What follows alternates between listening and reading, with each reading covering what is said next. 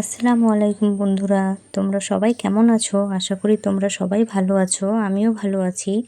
আজকে আমি তোমাদেরকে দেখাবো ঢ্যাঁড়স সর্ষে চচ্চড়ি। ঢ্যাঁড়স চচ্চড়ি বানানোর জন্য আমি এখানে কিছু ঢ্যাঁড়স নিয়ে নিয়েছি। দেখো, ঢ্যাঁড়সগুলোকে আমি এভাবে লম্বা করে কেটে নেব। আমি ঢ্যাঁড়সগুলো লম্বা করে চিড়ে নিয়েছি, দেখো মাঝখান থেকে।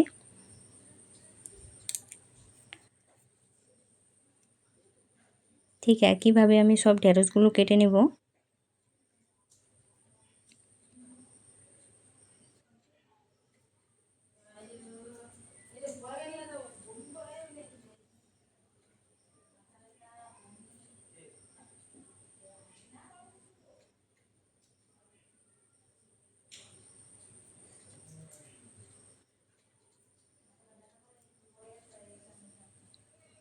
সব ঢ্যাঁড়সগুলো আমার কাটা হয়ে গেছে। দেখো, এবার একটা পাত্রে তুলে নিচ্ছি। একটা মিডিয়াম সাইজের টমেটো আমি কেটে নিচ্ছি।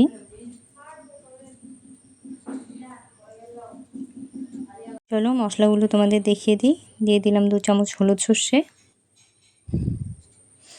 কয়েকটা কাঁচা লঙ্কা, কয়েকটা রসুনের কোয়া, একটা মিডিয়াম সাইজের পেঁয়াজ।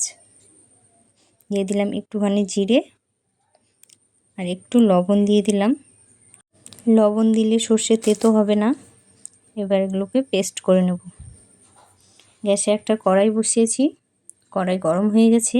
দিয়ে দিলাম সর্ষের তেল, দিয়ে দিলাম একটুখানি কালো জিরে। এবার দিয়ে দেব মশলার পেস্ট, দিয়ে দিচ্ছি পরিমাণ মতো লবণ, পরিমাণ মতো হলুদ। এবার মশলাটাকে একটু কষিয়ে নেব। মশলায় তেল ছেড়ে দিয়েছে, দিয়ে দিলাম টমেটো কুচি। টমেটো কুচি দিয়ে আমি বেশ কিছুক্ষণ নেড়ে নেব। দিয়ে দেব ঢ্যাঁড়স। মশলার সাথে ঢ্যাঁড়সগুলোকে আমি ভালোভাবে মিশিয়ে নেব।